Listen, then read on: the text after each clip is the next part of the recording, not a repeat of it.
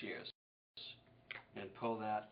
Now see, that little piece of cartilage didn't come out, so I have to feel around with my finger. Oh yeah, it did. You see that? It's a smaller piece on the grabber side. But this is perfectly edible right here. And now for the knuckles. This is a very simple thing. I know I have chef friends that will use a spoon and go in there with the back of a spoon and pull it out. But the back piece here is a little bit too narrow to do that with. So this is where the shears, especially a narrow beaked shear, will come in very handy. And I will get all the meat out of there. And lobsters, by the time you get it done and shucked with only a 25% yield, this is very, very expensive meat. And these little 1 ounce pieces are very, very expensive. If you figure out how much it is per ounce, that's a lot of money. So every ounce counts when you're shucking a lobster.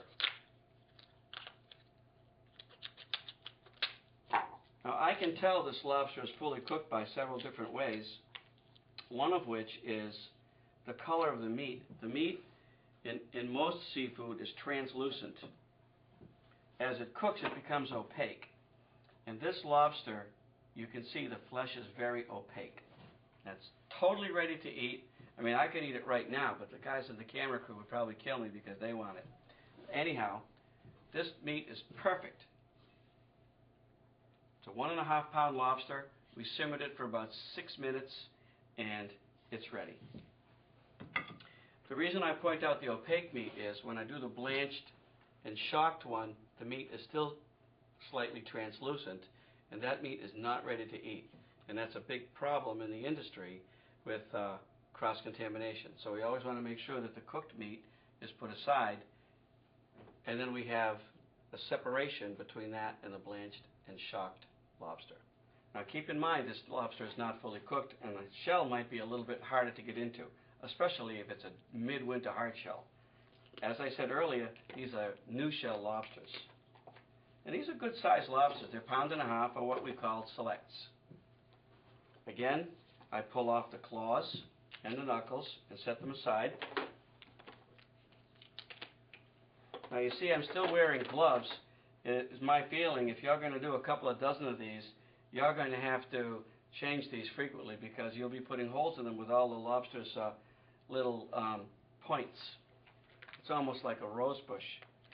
Again, I'm going to take off the tail from the carapace.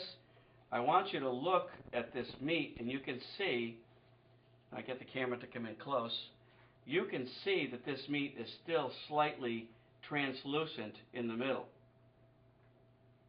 Very translucent in the middle. And this meat would be perfect to saute for perhaps 2 minutes or 3 minutes or whatever, but no more than that. You should keep in mind that lobster has a very high amount of protein and very little fat. So heat toughens protein. When you put lobster in too much heat, it just turns to a ping pong ball. Put it to the end of the cooking application and you'll always have perfectly cooked, perfectly tasting lobster. Again, I'm going to pull off the little flippers and put those aside and save that for stock. I'll crush the shell with my fingers. If for some reason you are using a hard shell and you can't crush the shell with your fingers, this is the best way to do it. Find your shears and go right down the underneath part of the lobster and open it up.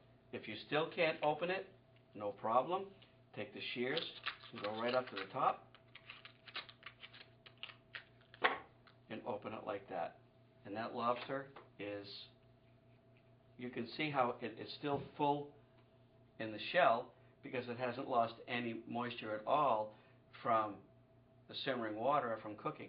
Even in moist mediums, any product loses volume because of lack of loss of moisture. So here it is. And you can see that there's a definite difference in the color of the meat between the two. And if I want to take the vein out, it's a simple thing. Just cut very carefully down the center of the lobster and look in there, and you can see, there it is.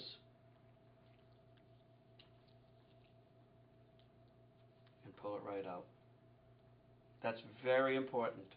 I mean, it's the digestive tract, and it's got diatoms in it, and fish, and lobsters do eat each other in the tanks and in the lobster cars that we keep them in the ocean, and it's full of shells, and it's not very, doesn't have a very good mouthfeel. So if you can have a good look at that lobster, you see it's still very translucent. But this is perfect to cook for another application. And I'd cook it slowly. The carapace, you'll see that it's not cooked very well because the tamale has not fully developed as a cooked product. But I would rinse that out. Some chefs will take fully cooked tamale and mix it in with cream cheese or butter and make a lobster butter. The color's not very good, but the flavor is excellent. When we make stuffings, we always chop the tamale and put that in because it's going to be baked and fully cooked. Again, I would save these for stock or a bisque. Fabulous flavor. The knuckle meat, again, my shears. Open them up. And the lobster just comes right out. You might try sometime to take a scale and weigh the lobster before and after you shuck it, just to see how much meat you get out of it.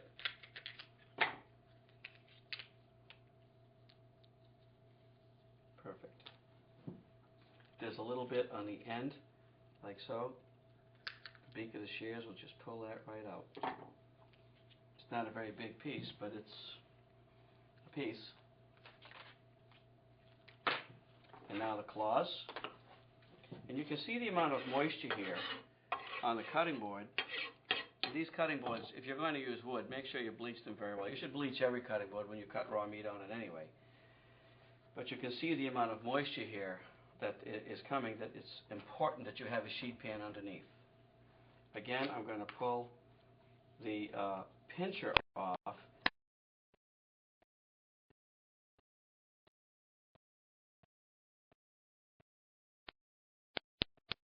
And make sure very carefully that entire little pincher piece comes off.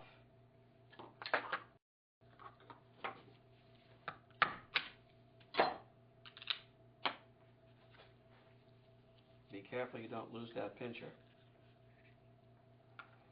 And you can see that this meat is very, very limber because it's not cooked. Beautiful. See all that water? Again, that would be all over the table. It would be underneath. And I don't know about you folks, but I like to work neatly, and I don't like to be cleaning up for 2 hours after I get a job done. Now, this little pincher piece fell off, and sometimes that will happen. But just fish it out with the point of your knife, set it on the table, and again, one little hit. Be careful you don't go all the way through, because if you do, you're going to cut the claw in half, and then you lose that visual effect that's so nice. And there it is. That's a fully shucked lobster. This is blanched for 2 minutes in a coquillon liquid, and then put immediately into an ice water bath. And from there, we could use any application we want. It would be my strong feeling that any lobster like this, you like to use it up within 2 days. The fully cooked lobster, you have a little bit more leeway, but this is fresh lobster. It's a fresh product. Use it up while it's best for the guests. Thank you, and I hope you got something out of this.